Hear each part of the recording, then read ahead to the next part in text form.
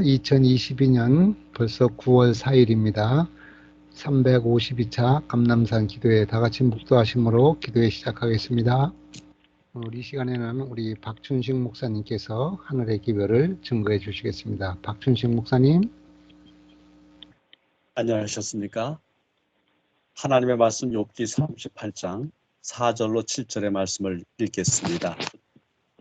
내가 땅에 기초를 놓을 때에 내가 어디 있었느냐? 내가 깨달아 알았거든 말할지니라. 누가 그것의 도랑법을 정하였는지, 누가 그 줄을 그것의 위에 띄었는지 내가 아느냐? 그것의 주추는 무엇 위에 세웠으며 그 모퉁이돌을 누가 놓았느냐? 그때에 새벽별들이 기뻐 노래하며 하나님의 아들들이 다 기뻐 소리를 질렀느니라. 예정대로라면 미국 항공우주국이 오늘 새벽 3시 17분부터 2시간 사이에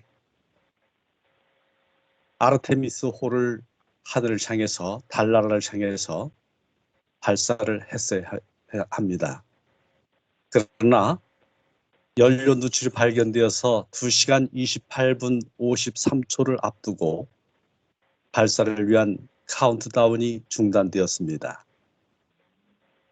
금년도는 다른 어느 해보다도 우주선 발사와 우주망원경에 관한 굵직한 뉴스가 많습니다. 작년 크리스마스 날 미국, 유럽, 캐나다는 제작비 12조 원을 들인 제임스 웹 우주망원경을 우주로 보냈습니다. 금년 7월 11일 조 바이든 미국 대통령은 백악관에서 지구에서 450만 킬로미터 떨어진 우주에서 이 우주망원경이 적외선으로 촬영해 보내어준 SMACS-0723 은하단을 공개했습니다. 미국 항공우주국은 계속해서 경이로운 우주의 사진들을 공개하고 있습니다. 과학자들이 왜 이와 같은 일을 할까요? 과학자들은 제임스 웹 우주망원경을 통해서 우주 기원의 비밀을 풀고 외계에 생명체가 존재하는지를 알려고 합니다. 금년도에 한국은 우주산업 분야에 큰 진보를 이루었습니다. 7월 21일에는 누리호 2호 발사에 성공함으로 세계 7대 우주 강국에 들게 되었습니다. 8월 5일에는 한국이 독자적으로 개발한 달 궤도선인 다누리호를 발사했습니다. 다누리호는 올해 마지막 날 달 상공 100km 궤도에 자리를 잡은 후 1년간 매일 12번씩 달을 돌면서 중요 정보를 지구로 보내줄 예정입니다. 미국은 1972년 이래 근 50년간 중단되었던 달 탐사를 올해 아르테미스 계획을 통해서 재개했고 달에 사람의 상주 기지를 건설할 계획입니다. 한국은 아르테미스 계획에 10번째 국가로 참여하고 있습니다. 한국의 모 회사는 달에서 건축자재인 벽돌로 사용할 수 있는 월성토를 개발하기까지 하였습니다. 달은 화성을 포함한 심우주 탐사의 발판 역할을 할 수 있습니다. 그간 나라들은 화성에 가려고 했습니다. 아르테미스 목적지는 햇빛이 전혀 비치지 않는 달의 남극인 영구 음영 지역입니다. 이 지역에는 상주 기지를 건설할 경우에 식수와 산소의 공급원 역할을 할 수 있는 물이 약 4억 5천만 톤 정도 있는 것으로 추정이 됩니다.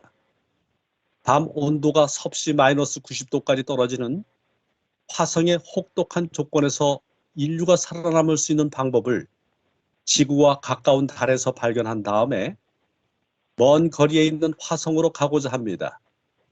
이미 화성에 물이 전체적으로 얼마만큼 분포되어 있는지 화성 전체에 대한 물 지도를 완성하기까지 하였습니다.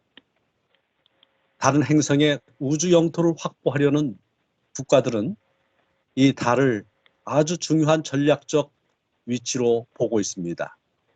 왜냐하면 달까지는 사흘 정도 걸리지만 화성까지는 최소 6개월이 걸리기 때문입니다. 다른 경제적 가치가 매우 높은 헬륨-3과 전자기기 제조에 꼭 필요한 히토리를 많이 갖고 있습니다. 헬륨-3은 방사성 물질을 내뿜지 않는 핵융합 재료인데 1g으로 석탄 40톤에 해당하는 에너지를 냅니다. 달에 있는 100만 톤으로 추정되는 이 물질을 지구에 가져온다면 지구 전체에 1만 년간 에너지를 공급할 수 있습니다. 또 지구에서 생존에 큰 타격을 주는 대격변이 생길 경우에 인류에게 새로운 정착지를 제공합니다. 달은 화성으로 또 화성으로부터 더 먼 세계로 나가기 위한 전초 기지입니다. 미국의 우주 기업인 셀레스티스에서는 100여 명의 유골을 로켓에 실어 우주 장례식을 올해 말에 실행할 계획입니다. 이 장례식에는 인기 연재물이었던 스타트rek의 주요 인물인 니셀 니콜스가 포함됩니다. 7월 30일에 작고한 그녀의 유해와 DNA는 캡슐에 담겨서 우주로 보내지게 될 것입니다.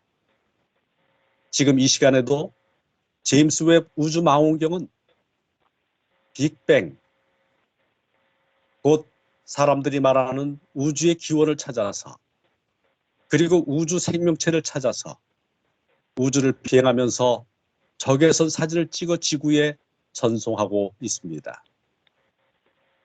이와 같은 일들은 오늘 우리들에게 무엇을 이야기하고 있습니까?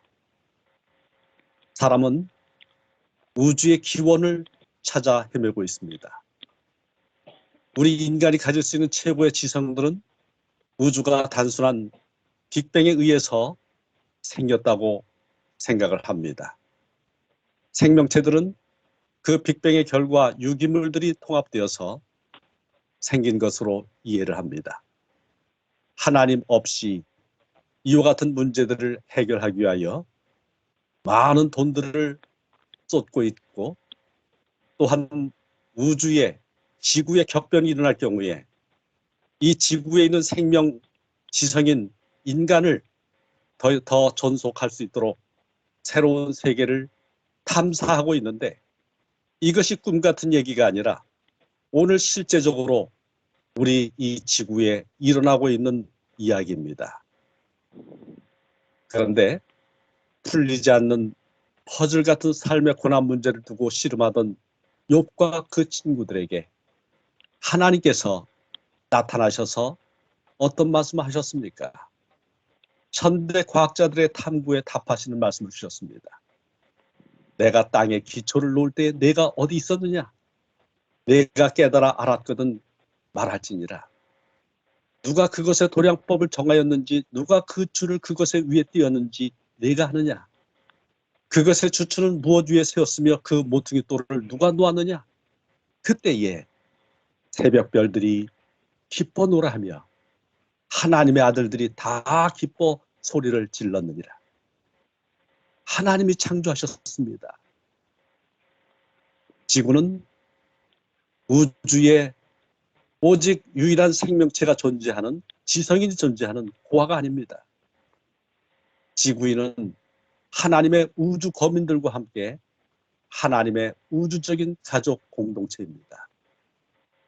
그런데 어찌하여 우리 이 지구의 지성들은 이렇게 우리의 기원을 찾아서 헤매고 있습니까? 우리는 성경 속에서 하나님께서 주시는 답을 찾습니다.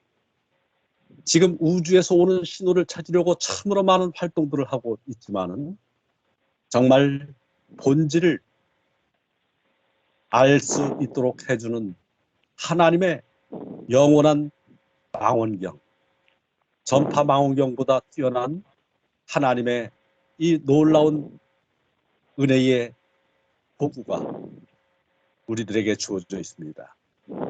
성경을 통해서 우리는 창조, 타락, 회복, 대쟁투 이와 같은 하나님의 위대한 메시지를 받습니다. 골로새서 1장 17절로 20절에 의하면은 이렇게 말씀하십니다. 또한 그가 만물보다 먼저 계시고 만물이 그 안에 함께 섰느니라. 그는 몸인 교회의 머리시라. 그가 근본이시요 죽은 자들 가운데서 먼저 나신 이시니 이는 친히 만물의 으뜸이 되려 하심이요 아버지께서는 모든 충만으로 예수 안에 거하게 하시고 그의 십자가의 피로 화평을 이루사 만물 곧 땅에 있는 것들이나 하늘에 있는 것들 이 모든 것들이 그로 말미암아 자기와 화목하게 되기를 기뻐하십니다. 우리는 예수 그리스도의 십자가의 보혈을 통해서 타락하지 아니한 우주와 하나가 될 수 있는 그와 같은 은혜를 가졌습니다. 예수 그리스도께서 재림하실 때에 우리 모두는 영원토록 하나님께서 주신 그 놀라운 은혜를 감사하면서 방대하게 짝이 없는 그 끝을 모르는 이 우주를 여행하며 또한 우주의 거민들과 교제를 하게 될 것입니다. 빌립보서 3장 20절 21절은 말합니다. 그러나 우리의 시민권은 하늘에 있는지라.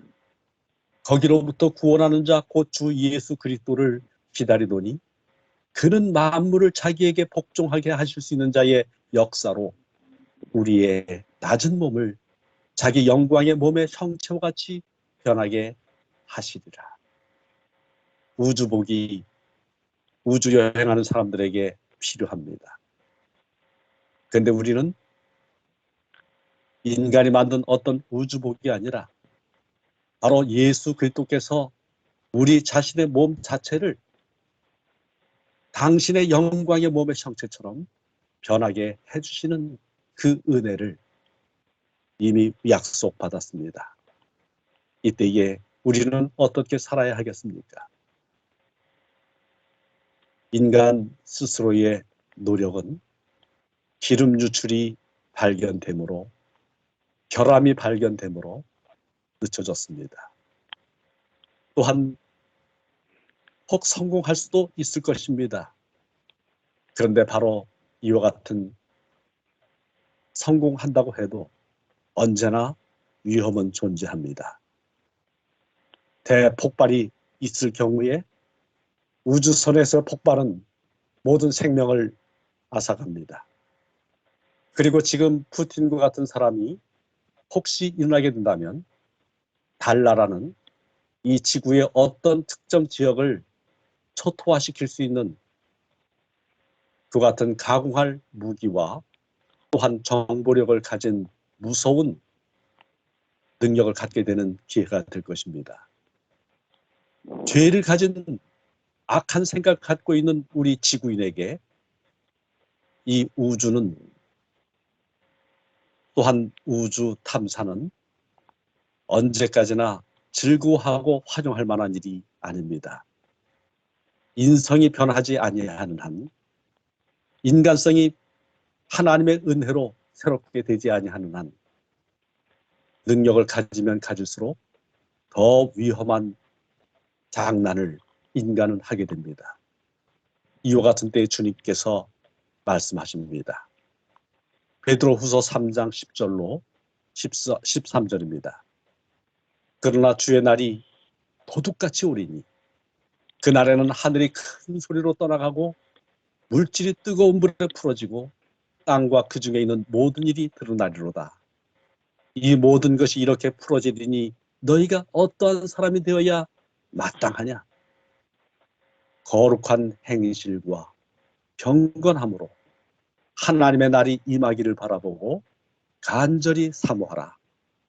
그날에 하늘이 불에 타서 풀어지고 물질이 뜨거운 불에 녹아지려니와 우리는 그의 약속대로 의가 있는 곳인 새 하늘과 새 땅을 바라보도다.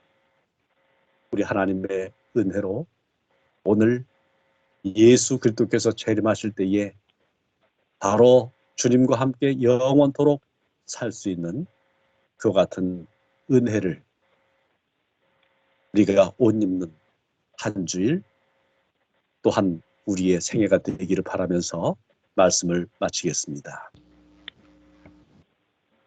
하나님 아버지, 오늘 이 세상이 우주를 향해서 나간다고 하지만은 지금 우리가 살고 있는 이 지구 자체가 하나님의 은혜가 아니면 제대로 보존될 수 없는 큰 위기 가운데 있습니다. 아버지 하나님, 이 세상이 어떻게 되든지 간에 주님께서 계신 곳에 안전이 있고 그곳에 평화가 있습니다. 오늘 우리의 하나님의 백성들, 주께서 있는 모든 곳에서 당신의 거룩한 은혜로 그 임재하심으로 저희가 잘 지낼 수 있도록 해주시되, 특별히 이 시대의 마지막에 우리를 불러 세워주신 것이 하나님의 나라를 위해 사람들을 준비시키는 이름을 기억하고 세월이 힘들면 힘들수록 더욱더 하나님의 성령의 은혜를 경험하는 저희가 되도록 인도하여 주시옵소서. 주님께서 지금 다가오고 있는 흰남노 태풍에서 우리나라를, 우리 민족을 지켜주시고, 또한 지금 큰 비로 인해서 영토의 3분의 1이 물에 잠긴 파키스탄의 백성들을 불쌍히 여겨 주시옵소서. 아버지, 이 재난 때문에 수많은 영혼이 준비되지 못한 채 죽음에 이르고 있사오니 우리에게 은총을 베풀어 주셔서 이때야말로 하나님의 성령으로 위대한 주님의 오심을 전파하며 큰 늦은 비의 역사를 경험하는 그 같은 저희가 되도록 인도하여 주시옵소서. 우리 모두를 깨워 주시고 우리 모두에게 단호한 영적인 개혁과 부흥을 경험하도록 축복해 주시옵소서. 그리스도 예수 이름으로 기도합니다. 아멘.